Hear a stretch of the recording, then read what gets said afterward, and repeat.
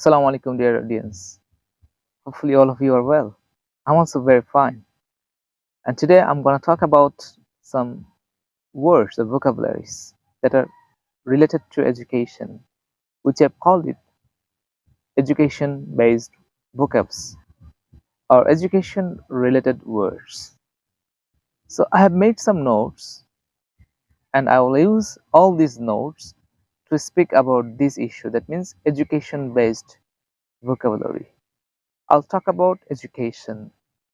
So the first few words are quick learner, slow learner, and performance, outstanding performance, and problem creating student. So if we talk about a class, if we think about a class, in a class there are different types of students. Some students are slow learners. On the other hand, some students are quick learners.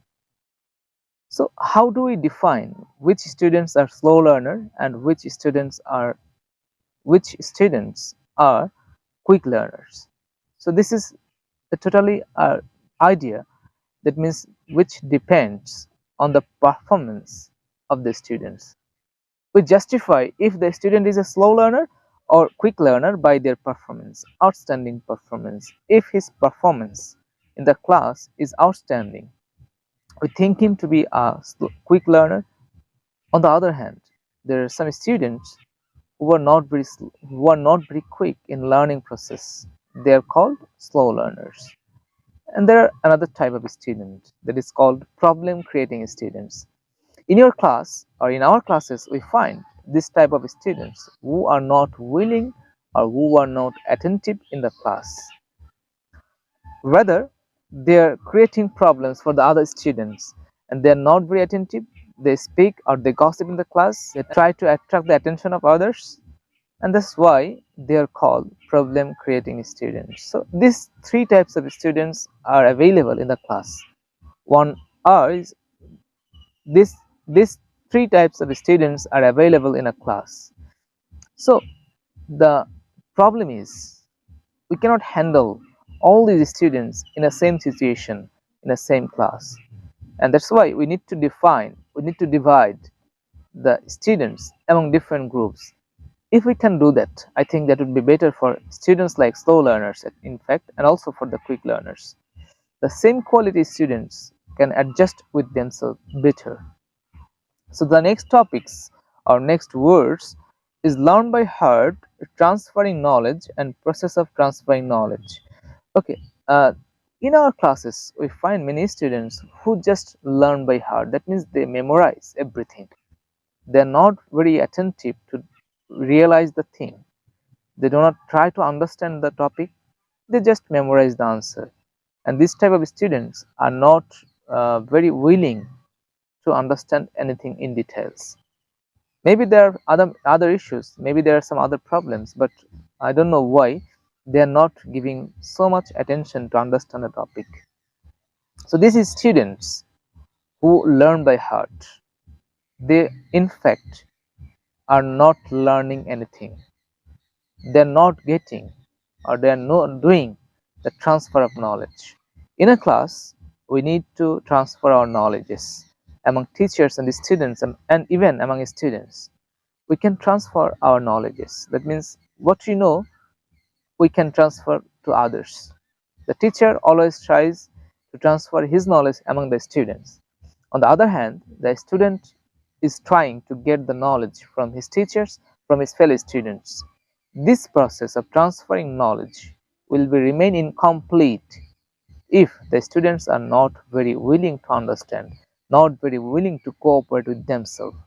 So I think this process is very much important. That means process of transferring knowledge is very much important in a class.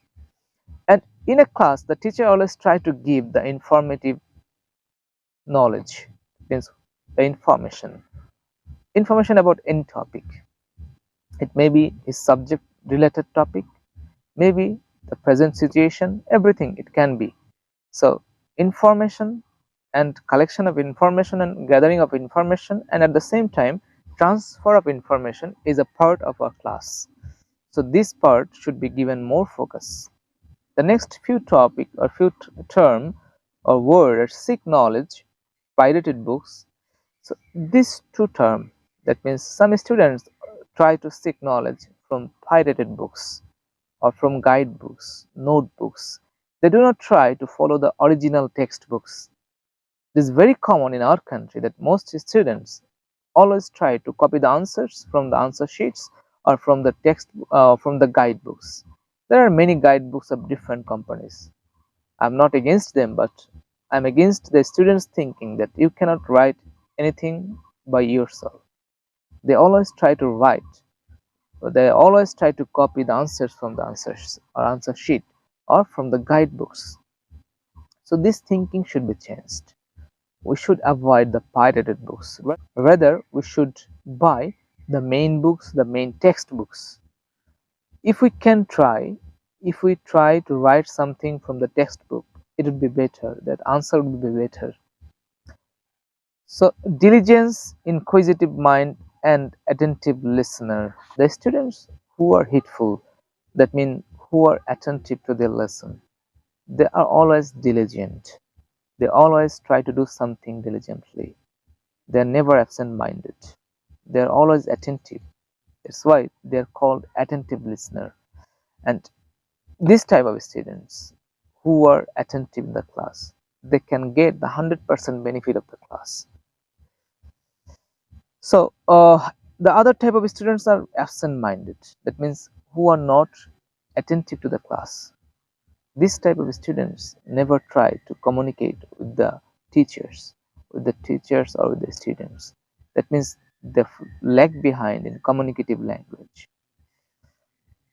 So there are some other topics, that means which are education related. That is illiterate person, learned man, dull student, fellow student. So in our class, we do not have the same type of students. Some students may dull, some students may very interesting or attentive. So this type of dull students should be given more focus by the teachers, because they are also part of the class. In fact, they are the most important part. If they do not give focus to these students, they will never understand the class completely, or they will never understand the class properly.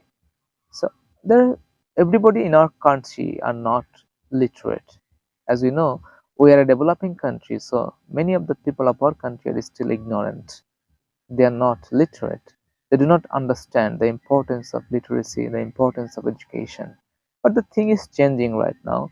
But still now in our villages, there are still many more parents who are still ignorant of the importance of learning or importance of education. So in this part of the country, we should do something. We should try to create awareness among the parents that they also need to learn, they also need to get educated. Educated ignorant, what does it mean by educated ignorant? Educated ignorant means the person who are educated but they are not doing anything for the country. This is my personal belief. I can call them ignorant, because after being educated, they're not doing anything for their own country, for their own people. And this type of people can be called educated ignorant. And we never should try to be educated ignorant. Rather, we should try from our own position to do something for us, for our country, for our people. And some other topics like educated program, technical knowledge, and general generate questions. Educative program, technical knowledge, and generate questions. The problem is we do not have enough educative program to teach our students. We only have some institution like school, college, and other institutions who does the work of transferring this knowledge or giving the education. But we should have some another program like educative program on TV channel and on other social medias to spread the knowledge among the students. If we can do that, I think that would be more attractive, that would be more interesting for the students. They will learn by entertainment. So this, technical education in our country is also not very much fast going. That means it's not very much, it's not given so much importance in our country. The technical education in our country is not so much important. That means it is not given so much focus by the students or by the teachers or even by the governments. But we always know, or we all know, how important technical knowledge is.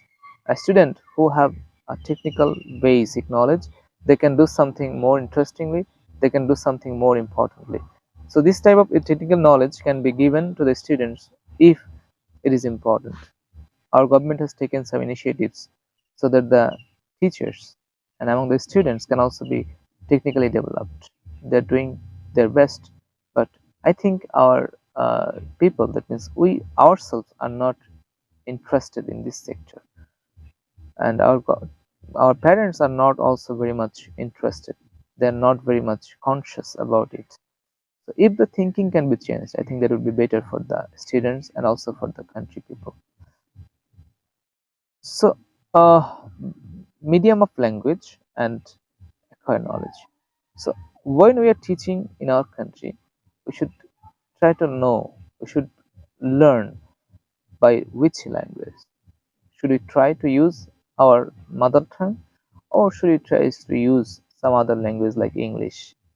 When we are taking our higher education, I think both of these languages, that means our mother tongue and also the foreign language, is important for our generating or for our gathering knowledge, for our education purpose. Because if we want to get a full benefit, full advantage of our knowledge, that means which are education based, that means technical based, this type of knowledge is not available in our language, own language. So I think on that case we can use the foreign language, but we should never forget our mother tongue also.